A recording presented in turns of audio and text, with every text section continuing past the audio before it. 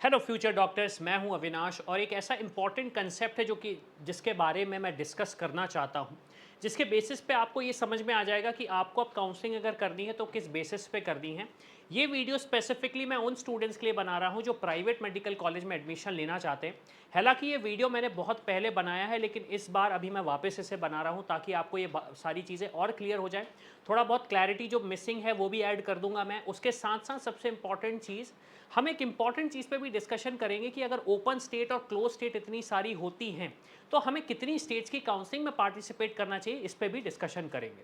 अब देखिए, सबसे पहले तो हम समझ लेते हैं ये कंसेप्ट जो होता है ओपन स्टेट और क्लोज स्टेट का, ये एग्जैक्टली होता क्या है और इससे डिफरेंस हमें क्या मिलता है। आप क्लोज स्टेट का देखेंगे ऑप्शन, तो क्लोज स्टेट का मतलब ये रहेगा कि इस स्टेट में सिर्फ और सिर्फ डोमिसाइल स्टूडेंट्स ही एडमिशन ले सकते हैं। और ओपन स्टेट की बात करेंगे तो ओपन स्टेट का मतलब है डोमिसाइल फ्री, किसी भी स्टेट के स्टूडेंट्स उन स्पेसिफिक सीट में एडमिशन ले सकते हैं। अब सवाल ये आता है कि इसका मतलब क्या हुआ। तो जो भी प्राइवेट मेडिकल कॉलेजेस है, हालांकि मैंने वीडियो के स्टार्ट में ही बोला था प्राइवेट मेडिकल कॉलेज के कॉन्टेक्स्ट में डिस्कस करूंगा, तो जो प्राइवेट मेडिकल कॉलेज है उसमें जो क्लोज स्टेट है उसका मतलब ये है कि इस स्टेट के प्राइवेट मेडिकल कॉलेज में कोई एडमिशन नहीं ले सकता। ओपन स्टेट की बात करूं तो वहां पे कुछ स्पेसिफिक सीट्स या 100% सीट्स में एडमिशन ऑल इंडिया के स्टूडेंट्स एडमिशन ले सकते हैं, उन्हें डोमिसाइल की रिक्वायरमेंट नहीं पड़ेगी। अब हम देख लेते हैं क्या क्या ऐसे ऑप्शंस हैं। जैसे अंडमान निकोबार की बात करें, क्लोज्ड है। फिर उसके बाद आप आंध्र प्रदेश की बात करें, ओपन है। फिर आप देखेंगे जो नो प्राइवेट कॉलेज है, जब नो प्राइवेट कॉलेज लिख रहे हैं इसका मतलब ये ऑप्शन क्लोज्ड ही है। इसमें जब आपके पास ऑप्शन नहीं है तो आप एडमिशन नहीं ले सकते। बिहार की बात करूँ, ओपन स्टेट है। फिर उसके बाद छत्तीसगढ़ की बात करूँ, ओपन स्टेट है। अब छत्तीसगढ़ में मैं एक पॉइंट नोट करना चाहूँगा आपको। छत्तीसगढ़ में जो सीट्स होती हैं उसमें कुछ सीट्स होती हैं स्टेट कोटा की। प्राइवेट मेडिकल कॉलेज के कॉन्टेक्स्ट में बात कर रहा हूं। स्टेट कोटा की सीट्स होती हैं, तो स्टेट कोटा की सीट चाहे छत्तीसगढ़ में हो, चाहे वेस्ट बंगाल, चाहे राजस्थान, किसी भी स्टेट में हो, उसे एक तरीके से आप सेमी गवर्नमेंट कॉलेज बोल सकते हो। किसी स्टेट में स्टेट कोटा बोला जाता है, किसी स्टेट में पेड सीट का कोटा बोला जाता है। अल्टीमेटली यहाँ पे भी एडमिशन सिर्फ और सिर्फ उन्हीं स्टूडेंट्स को मिलता है जो वहाँ के डोमिसाइल हैं। तो छत्तीसगढ़ में अगर कोई स्टेट कोटा है हमारे पास तो सिर्फ और सिर्फ स्टेट के डोमिसाइल स्टूडेंट्स को ही मिलेगा। फिर सब्सिक्वेंटली हम बात करें हरियाणा की, बात करें हरियाणा ओपन है। हिमाचल प्रदेश की बात करें तो 56 सीट्स जो हैं वो ओपन सीट्स हैं। फिर सब्सिक्वेंटली आप देख रहे हैं काफ़ी सारे स्टेट्स ओपन हैं, जैसे कर्नाटका हुआ, केरला हुआ। मध्य प्रदेश भी ओपन स्टेट में गिना जाता है, लेकिन मध्य प्रदेश की जो कंडीशन है वो ये है कि हम मतलब जो स्टेट है वो सेकेंड राउंड से एडमिशन देगा। काफ़ी सारे स्टूडेंट्स हैं जो महाराष्ट्र से बिलोंग करते हैं या फिर गुजरात से बिलोंग करते हैं, उनका ये कहना मध्य प्रदेश में ऑप्शन देखना चाहते हैं। मध्य प्रदेश में ऑप्शन आपको सेकेंड राउंड से मिलेगा, पहला प्रेफरेंस डोमिसाइल स्टूडेंट्स को ही मिलता है। फिर सब्सिक्वेंटली महाराष्ट्र की बात करो तो 15% सीट्स जो इंस्टीट्यूशन कोटा की जो सीट्स होती हैं वो मतलब ओपन होती है, इसमें ऑल ओवर इंडिया के स्टूडेंट्स पार्टिसिपेट कर लेते हैं।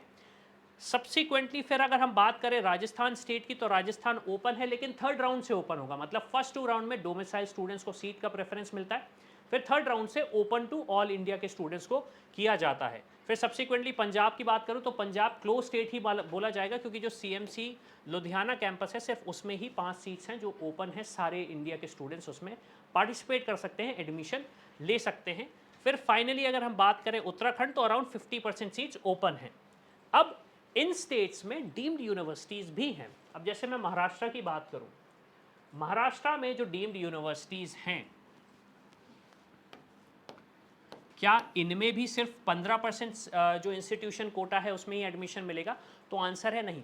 जो डीम्ड यूनिवर्सिटीज़ होने वाली हैं उसमें 100% सीट्स जो हैं वो आपकी ओपन रहने वाली हैं। इसका मतलब ये है कि आप इर्रिस्पेक्टिव ऑफ किस स्टेट के डोमिसाइल हो, आपको वहाँ पे एडमिशन मिल जाएगा।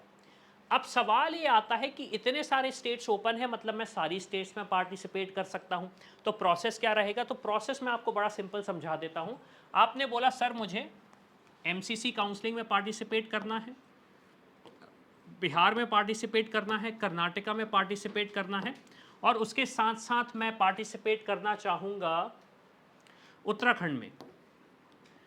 अब सारी स्टेट में आपको और सारी काउंसलिंग में अलग से आपको लगभग 2 लाख रुपए का सिक्योरिटी डिपॉजिट फिल करना पड़ेगा।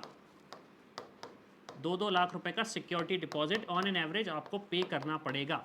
तो मान लीजिए अगर आप 4 काउंसलिंग में पार्टिसिपेट करते हैं तो आपका सिर्फ और सिर्फ सिक्योरिटी डिपॉजिट पे करना लगभग 8 लाख रुपए हो जाता है। सिर्फ और सिर्फ सिक्योरिटी डिपॉजिट पे करना लगभग 8 लाख रुपए का हो जाता है, जो अपफ्रंट आपको पे करना पड़ता है। वेरी करता है स्टेट टू स्टेट। तो काउंसलिंग करने के लिए आप डिसाइड कर लीजिए आपको कितनी स्टेट में पार्टिसिपेट करना है। इतना अमाउंट अगर आप अफोर्ड कर सकते हैं तो ही प्राइवेट कॉलेजेस की मल्टीपल स्टेट्स की काउंसलिंग में पार्टिसिपेट करिए, अदरवाइज मत करिए। और उन स्टेट्स में तो बिल्कुल भी पार्टिसिपेट मत करिए जो टोटली क्लोज्ड है, जैसे कि पंजाब हुआ, मिजोरम हुआ। जो स्टेट पूरा का पूरा क्लोज है, गुजरात जैसे क्लोज है, तो उसमें पार्टिसिपेट मत करिए। आपका सिर्फ और सिर्फ पैसा ही वेस्ट होगा, हालांकि वापस आ जाएगा लेकिन टाइम लगेगा उसमें। अब इसके बाद सवाल ये आता है कि मुझे क्या मेरी रैंक पे कोई ऑप्शन मिल सकते हैं? तो इसके लिए आप क्या करें, आप स्टूडेंट खबरी के प्लेटफॉर्म पे आ जाएं। जो मैंने आपको सारे ओपन स्टेट बताए हैं उन सारी स्टेट्स का आपको प्रेडिक्टर मिल जाएगा। जैसे हमने डीम्ड यूनिवर्सिटीज़ की बात करी, आप मेडिकल सेक्शन पे आएंगे, डीम्ड यूनिवर्सिटी टाइप कर दीजिए। यहाँ पे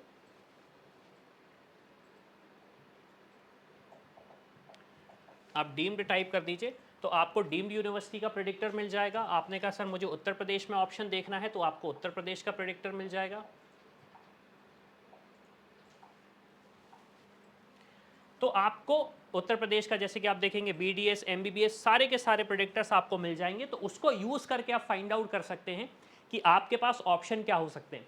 इसके बाद अगर आपको लगता है कि इंडिया में प्राइवेट कॉलेज सिलेक्ट करना थोड़ा सा चैलेंजिंग हो सकता है, तो आप इस व्हाट्सएप नंबर पे रीच आउट करिए हमारी टीम को 9039366522। यहाँ पे जाके आप मैसेज कर दीजिए व्हाट्सएप पे। और अगर आपको पेड गाइडेंस चाहिए, हमारी टीम से हेल्प चाहिए है, तो वहाँ पे मैसेज कर दीजिए और हमारी टीम आपको बेस्ट से बेस्ट गाइड प्रोवाइड करने की कोशिश करेगी। तो इसी के साथ मैं हूँ अविनाश, मेरा काम है रास्ता दिखाना, स्पेशल के डॉक्टर बनना आपका। I hope you like this video. For more such videos, keep watching our channel and do not forget to like, share and subscribe.